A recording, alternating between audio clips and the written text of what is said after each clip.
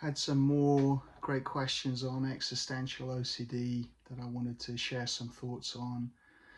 First one was, thank you for the video. The strategies you suggest to overcome radical skepticism, i.e. I can't be sure of anything in life, why bother to do anything, are indeed helpful. Here's my favourite method to motivate myself to live a sensible life in a sometimes uncertain world.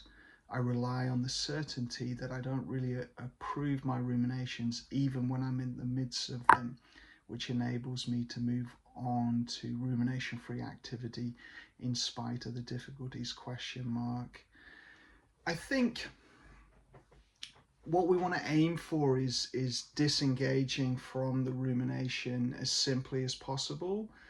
Now, it sounds like there's a little bit of cognitive reframing and then a disengaging going on in the question.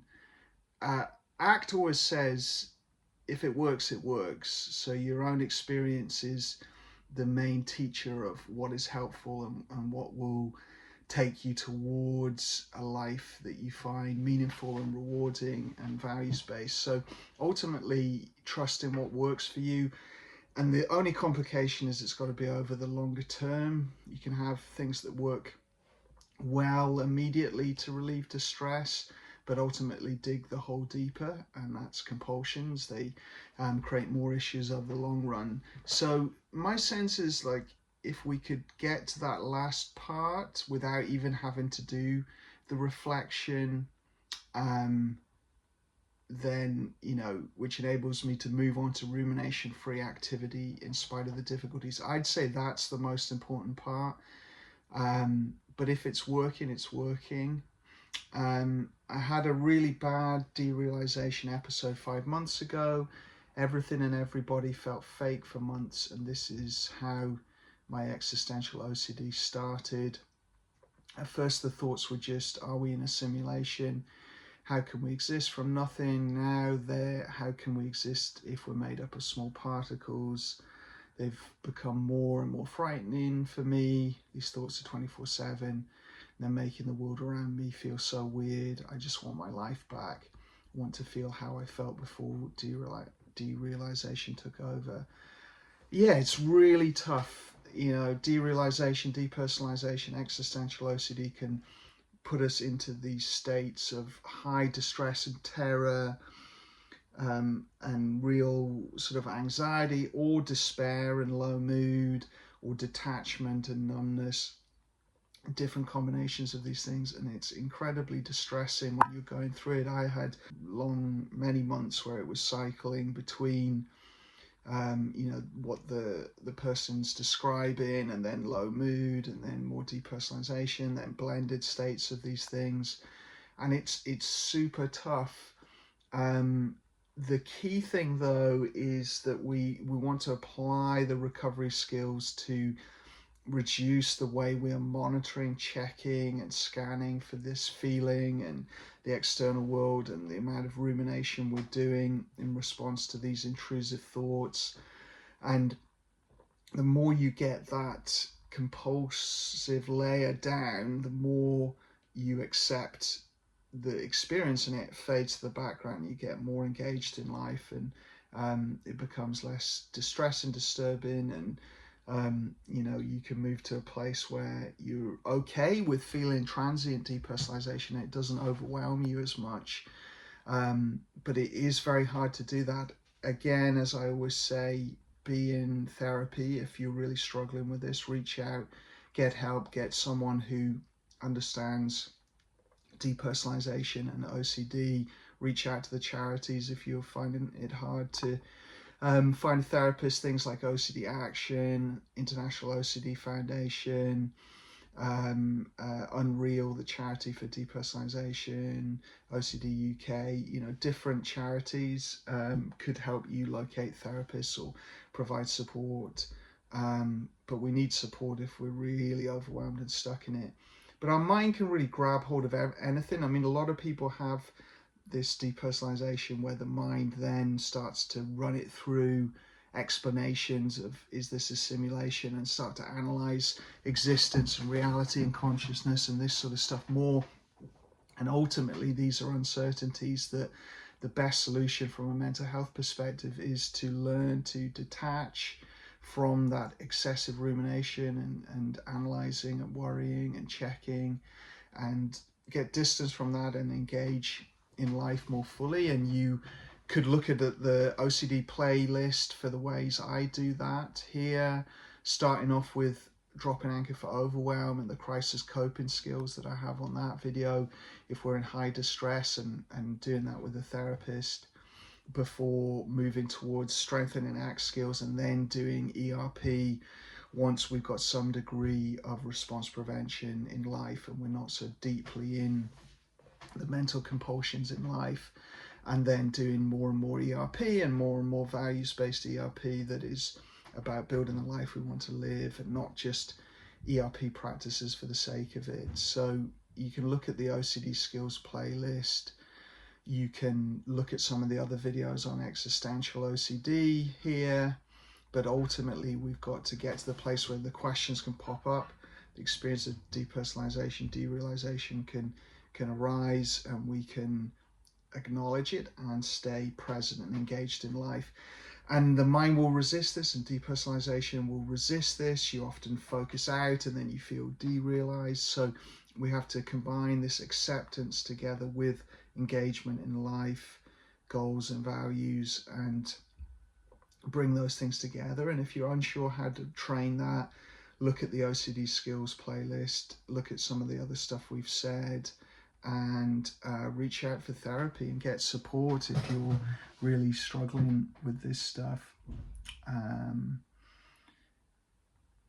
Thank you for answering my question. Really helpful insights. It's true that just sitting with these thoughts for some time and continuing your life helps.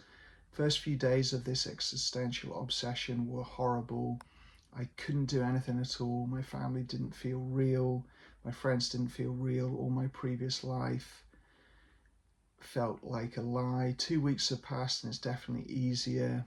I still somewhat fixate on this topic, but it's not bringing me as much distress as it was. Marking YouTube videos as not interesting was helpful.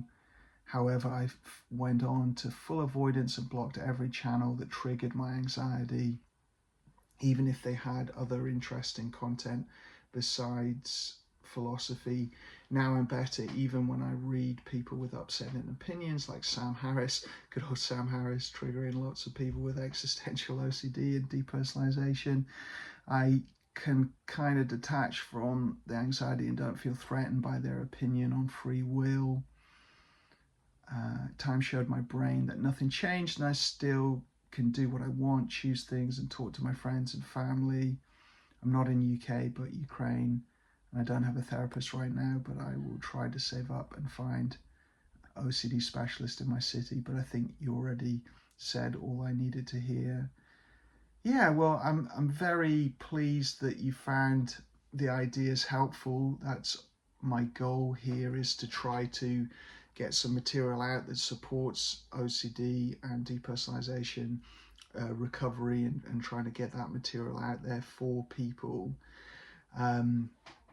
I think working with a therapist is critical when we're really struggling. It's very hard to do this stuff on your own, and you just need the support, but it can be very hard to access specialist therapists on OCD, let alone existential OCD and depersonalization. So it can be very difficult to find the right help, and it can take time, and you sometimes have to go through multiple different avenues and speak to different experts in order to find the right support you need. So my idea is to put some supportive material out here to help you look for an ACT approach to ERP, something that I found very helpful and very passionate about. But really, the key is to get the support when you need it. I think it can be so distressing when everyone doesn't feel real and people who are important to you in life doesn't feel real. And I think, getting good at functioning in that state and doing the valued actions of being a loving family member, a partner, a parent, whatever it might be, and reducing the amount we're checking and ruminating and analyzing how we feel. A lot of that's automatic, so it takes time to train it out of our system with tools like diffusion and engagement in the present moment, the drop-in anchor practices, things like that. We have to sort of train those layers of monitoring, checking, and ruminating out of our system. And then we start to feel those connections come back. We're often just so in this mental compulsive state and high distress that we are numbing out and detaching, and then it's mixing up with OCD symptoms, and it all becomes a very complex, distressing mess. I found those feelings came back to me when I was more accepting of not feeling them. The more I chased them, the more I didn't feel it. The more I learned to accept them, the more things gradually came back as a flame, from the embers over time, until it went back to how it was. I think we need to make recovery not about eradication of all symptoms, because just like OCD, that is going to cause us to check and threat monitor and resent and struggle with symptoms, which is the disorder. So recovery for me from DPDR and existential OCD has to involve an element of I'm okay with those thoughts popping up at times, and I'm okay with that feeling coming in transiently. And you have to really work to get to a place where you genuinely can accept it and make room for it. It's very hard, and I was having these feelings from the age of 6 and really intense depersonalization a lot of my life. So I do know how tough it is, and I do know the massive, intense, overwhelming distress of OCD. And when your mind is just on existential matters, everything you look at, it pulls in the current existential top hit of the time, whether it's death, freedom, reality, love, connection, meaning, whatever it's latching on to, it can connect it to anything. And I know that place, I've lived in that place a lot. But recovery has to be about letting those thoughts pop up and learning to not react and not do anything with them. And ACT helps to do that. It helps to build that skill set to get there to the point where you can just do that. I had another response. According to you, it is all down to the choice and to choose enjoyment in every moment. I wouldn't say to choose enjoyment in every moment. I would choose the things we want to engage in, the things that are meaningful. And actually, we're not trying to control the enjoyment. We're letting that come as a side effect of deep engagement in valued activities and goals and connection to people. So really, the joy won't come if we're trying to choose it and control it. Quite similar to Camus' revolt. Yeah, I think in the previous question from this reader or watcher of the channel, this person had engaged in a lot of philosophy, which I'm, got nothing against these great philosophical minds, but I just think when you're deep in existential OCD, they're not going to be very helpful. And I think arguably some of these characters were experiencing existential OCD themselves, and you can read it in some of their accounts. And certainly people like William James had a massive existential OCD period where he was really incapacitated by free will and meaninglessness and things like that. So, and I think, some of these, I did an integrative psychotherapy training before specializing in the areas I did, and within that we did existential psychotherapy modules. And a lot of the people I read about, at the time I was aware of OCD and was doing better in my recovery, and I could read in their writing existential OCD. So again, it's not that philosophy is always existential OCD, but you certainly can see a lot of people tangled up with stuff, and then they try to find their certainty, and really there just isn't certainty on these topics. And the best thing we can do is walk away from the battle and the debate and walk forward in our lives. That's what works for me. Now, I'm not telling anyone watching this channel what to do, and you can engage in philosophy if it's helpful and meaningful, and I wouldn't question that at all. You got to look at your experience and see if it is. And it has been interesting to me at times. As I mean, I love Viktor Frankl and Irvin Yalom and some of the people the person's mentioning. Uh, but I could only engage in that when I was good at getting out of mental compulsions. Before then, it would just tangle me up completely. So I won't go into all the detail because I don't think we want to do a philosophical debate on any of these topics. I think that's really not what we're trying to do with OCD recovery. That is the opposite.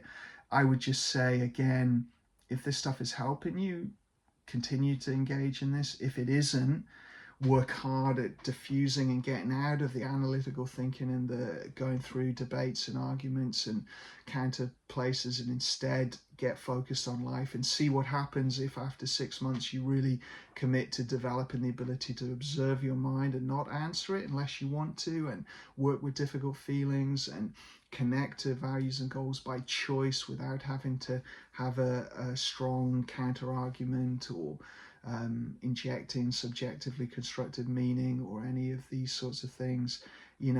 Step outside of all of them through training and practice and engage more deeply in your life and your social connections. And if that's difficult, have some therapy. And if there's a history to that, if it's hard to connect with people because you've had pain and trauma and suffering in the past, then get some help with that.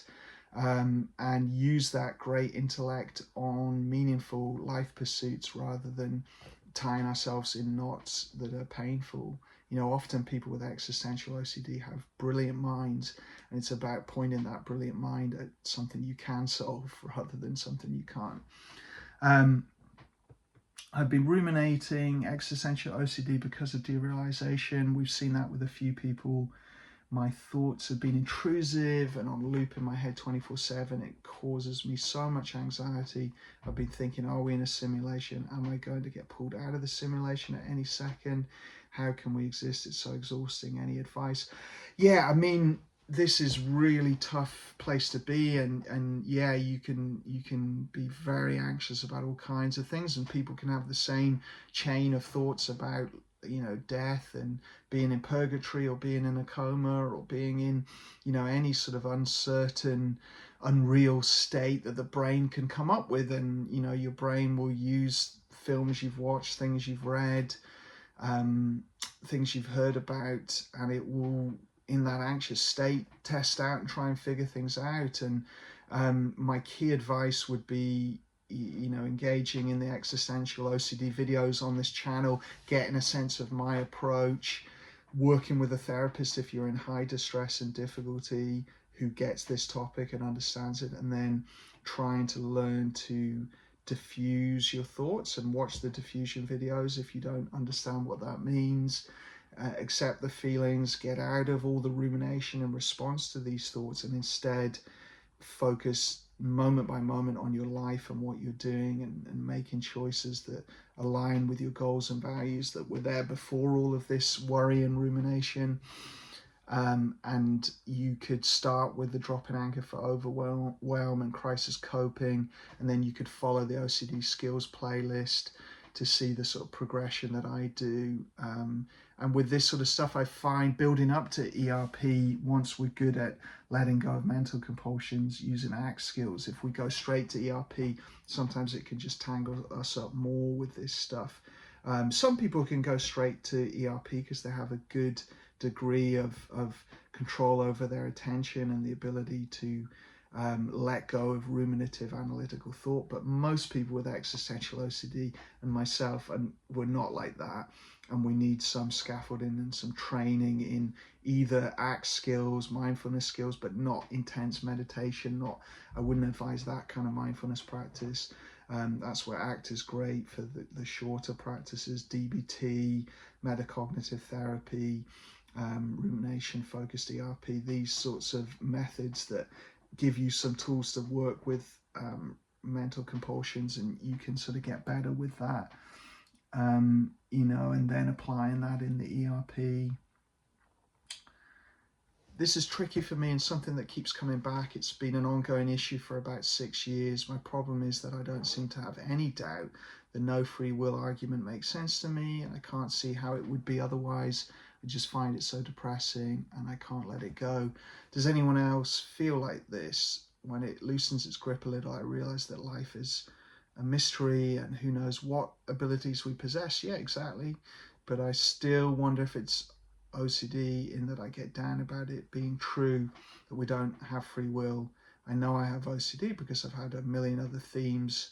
Still not engaging seems to help, but it kicks and screams. Yeah, a lot of good points in that question. So OCD will often flip from trying to disprove something. So your anxious brain is trying to reassure and disprove something on any of the OCD topics, not just existential OCD. It could be, am I a murderer, or am I an abuser, or am I safe, or whatever. There could be all kinds of different uncertainties. The brain tries to prove that you are safe or a good person to begin with, and then it can flip because the brain wants certainty either way, so it can prepare for threat, and it wants to get into this place where it can predict the future and control the risk, or reduce the distress, or solve the uncertainty in some way.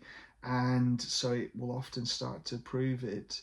You can you get to have the choice of your belief on these sort of topics, but it is just a belief. There's no agreed scientific view on any of these topics. There's lots of charismatic, confident people giving convincing arguments, but there isn't anyone who has definitively proven any of this stuff.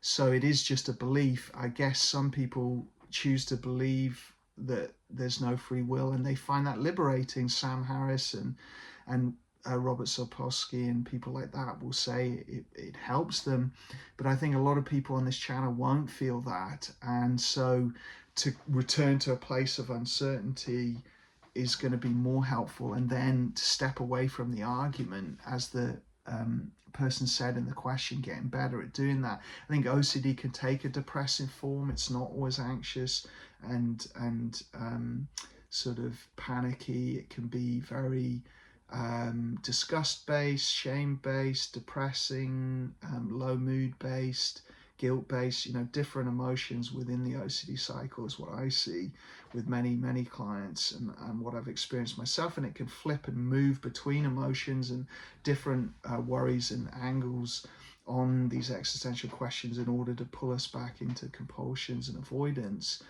I think, life's a mystery. Who knows what we possess? Trying to step out of the argument and make choices, even whatever the case is with free will or not free will. We certainly have the sense that we can make choices, and I wouldn't even get involved in a debate about what that means. I would utilize that for your own well-being and happiness by getting a piece of paper and making some choices. And when you're thick in existential OCD, it can feel even hard to do that, but if you're honest with yourself, you can make a choice, and it's like a muscle you can practice. And existential OCD will sort of tell you it's figuring out these questions and getting you closer to certainty, but really it is getting you so consumed in the disorder that it feels like you don't have free will, because you're just driven by this compulsive cycle. Whereas if we can step outside of it and start making choices about what we're going to do today in this moment, what our goals are, going back to what we used to do before this was an issue, and making those choices and getting better at that muscle of just choosing and not having to do a lot of justifying and analyzing and ruminating, just making choices and taking action, we start to have the sense that we have more agency and choice again, which is so good for the antidepressant well-being aspect. It's very depressing to feel like you're controlled and you don't have any agency.